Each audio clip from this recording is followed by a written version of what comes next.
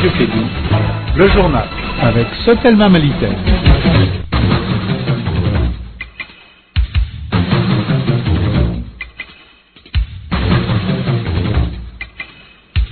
Il est 16h, bonsoir à tous et à toutes, bienvenue dans cette troisième édition du Kédou Info.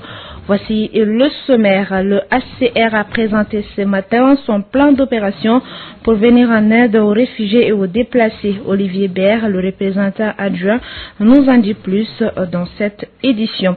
Chara Diarra a été élu ce matin à la tête du comité syndical de l'UNTM du groupe Securicom. Ce nouveau bureau a un mandat de 4 ans. Il est composé de 34 membres. Voilà pour le sommaire. Les détails avec Assetou Kanté et Ousmane Wele Diallo à la technique.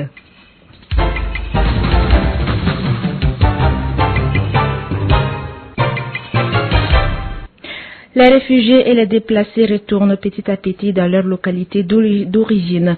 Le HCR souhaite leur venir en aide dans le cadre de son plan d'opération présenté ce matin à l'hôtel Salam. Olivier Baird est le représentant adjoint du Haut Commissariat des Nations Unies pour les réfugiés. Ses propos sont recueillis par Djenebadem. Alors pour ce qui est des intentions de retour, il n'y a pas eu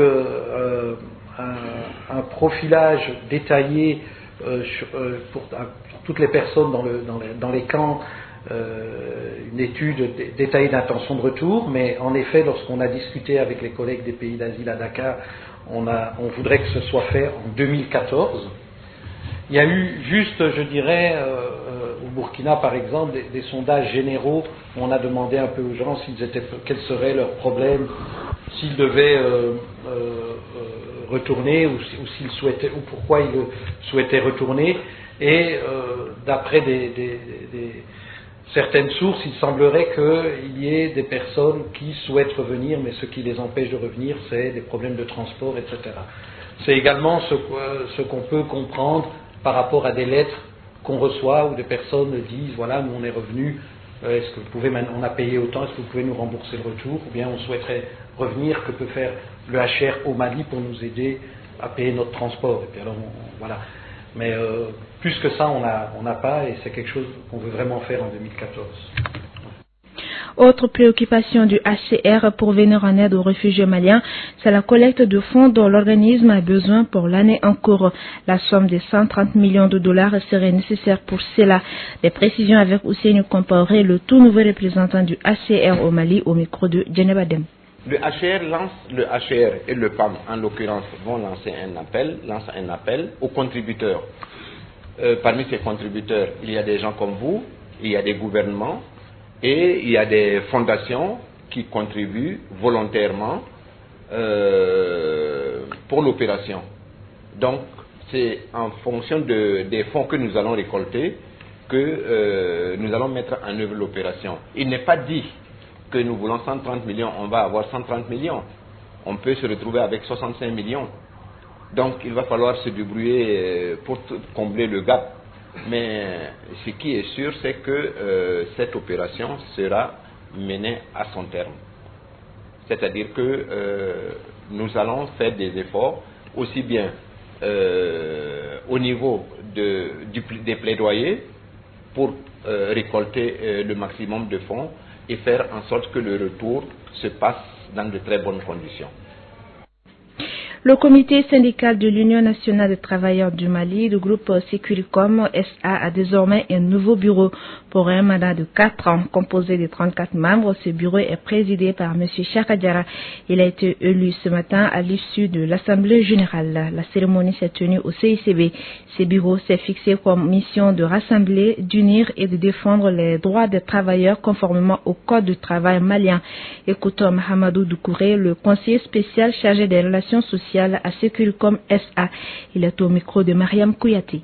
Bon, en matière d'organisation, l'entreprise s'organise. quand il t'est donné de gérer un certain nombre de travailleurs et conformément à la législation en République du Mali, il faut leur donner l'occasion, les conditions pour qu'ils s'organisent afin d'aplanir le climat social dans ton entreprise. Chacun sachant ce qu'il doit faire, je crois que ça nous donnera plus de performance. Nous sommes affiliés à l'UNTEM, mais c'est un bureau il y avait un bureau depuis 2004. Mais compte tenu de la nature de la rotation et des activités, le bureau est presque mort. Donc nous avons senti le besoin d'avoir un corps social bien organisé qui servira d'interface entre les travailleurs et nous, parce qu'avant on n'était pas nombreux. Mais aujourd'hui il y a plus de 2000 travailleurs, donc il va sans dire que pour bien travailler, bien communiquer et que la circulation de l'information soit correcte, qu'il soit organisé, qu'on ait des interlocuteurs bien formés, parce qu'aujourd'hui la formation syndicale les gens négligent. Un mauvais syndicaliste c'est plus qu'une bombe. Donc on se donnera les moyens de former nos collaborateurs afin que chacun puisse jouer sa partition le plus correctement possible. Sur un autre sujet, souvent une demi-heure d'attente est nécessaire au moment où le président de la République Ibrahim Boubacar Keïta quitte Dikoronie pour se rendre ailleurs en ville. Certains habitants du Dikoronie Para, situé au centre-est de Bamako, expriment leur ras-le-bol au micro de Safiatou Doumbia. Je pense que le passage du président sur le goudron de Dikoronie Para dérange beaucoup la population, et surtout les malades qui se trouvent vraiment sur le boulevard, en pensant de l'hôpital des lépreux. Même avant-hier, j'ai coïncidé vraiment avec un malade qui était dans la voiture et on attendait le président jusqu'à 15 minutes de passage. Donc vraiment c'est dérangeant. Nous les concevons tous parce que c'est lui que nous avons choisi. Nous attendrons qu'il passe et ensuite nous en irons.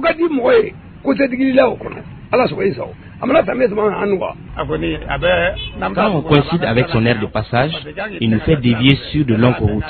Et concernant cette difficulté, on n'a pas le choix, puisque c'est un président. Moi, je pense plutôt qu'il devrait respecter son délai de 9 mois et rejoindre le palais, parce que la population souffre.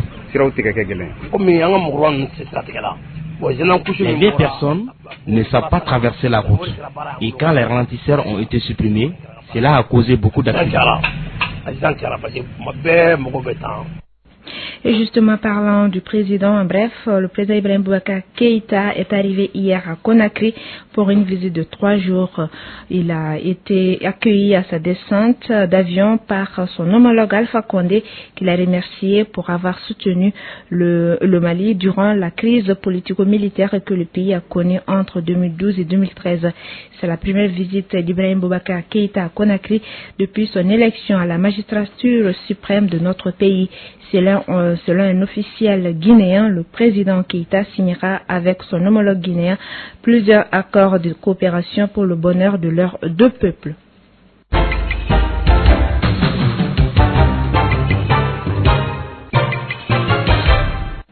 16h passées de 10 minutes, actualité régionale. L'abandon de l'école par les filles est une réalité de plus en plus fréquente à Sikasso.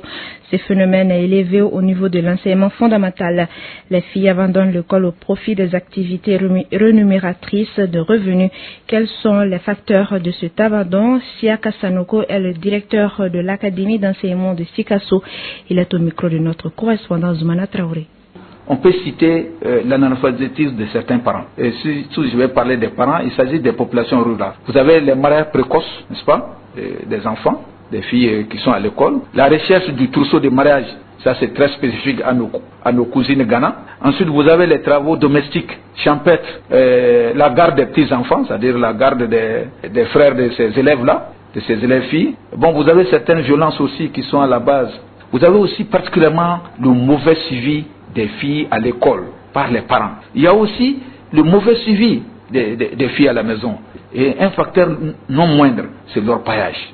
Nous avons constaté par exemple dans les caps de Yéna et de Kadjoulou, qui sont des zones de grande concentration de placères, vous avez beaucoup de filles qui abandonnent l'école pour aller au niveau de ces placères, où les gens pensent qu'il est plus facile d'avoir les moyens pour avoir le trousseau de mariage. Après ça, vous avez l'exode rural. Ça, c'est très fréquent, même si la jeune sénéfossée fait difficilement l'exode rural pour aller chercher son trousseau.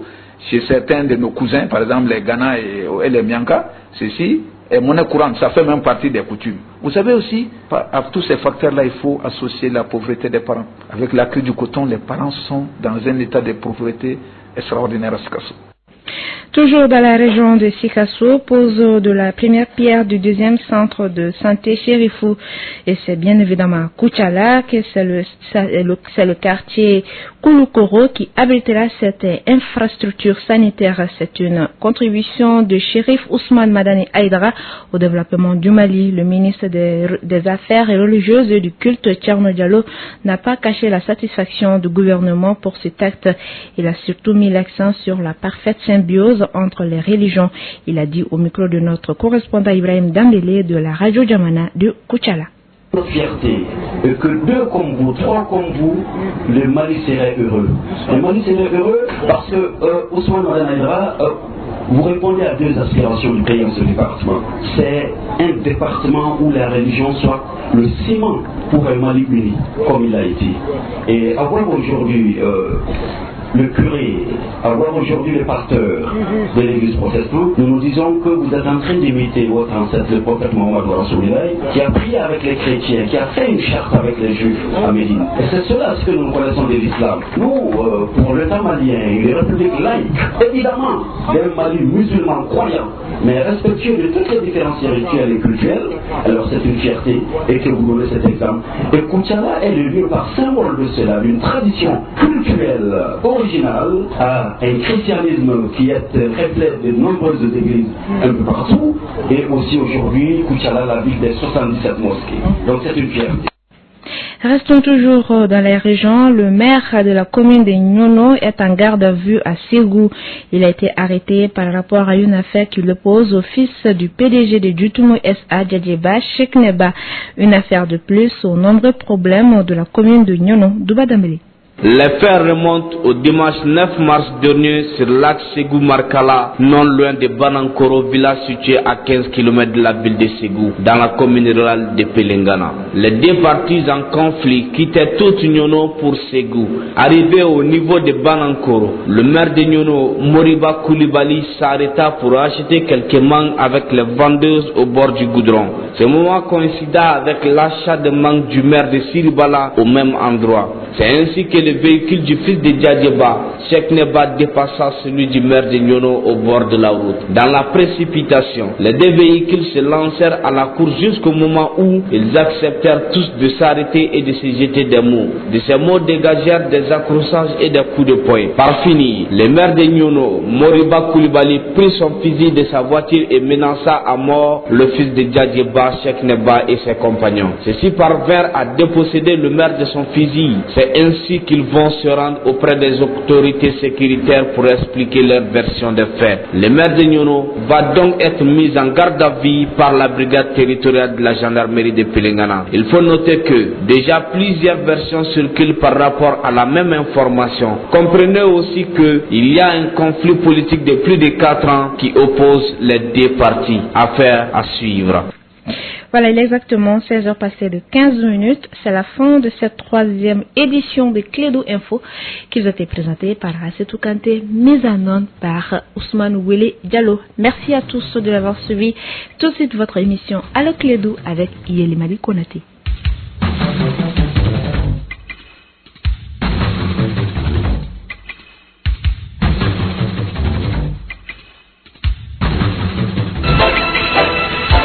Radio Clédou, le journal avec Sotelma Malitel.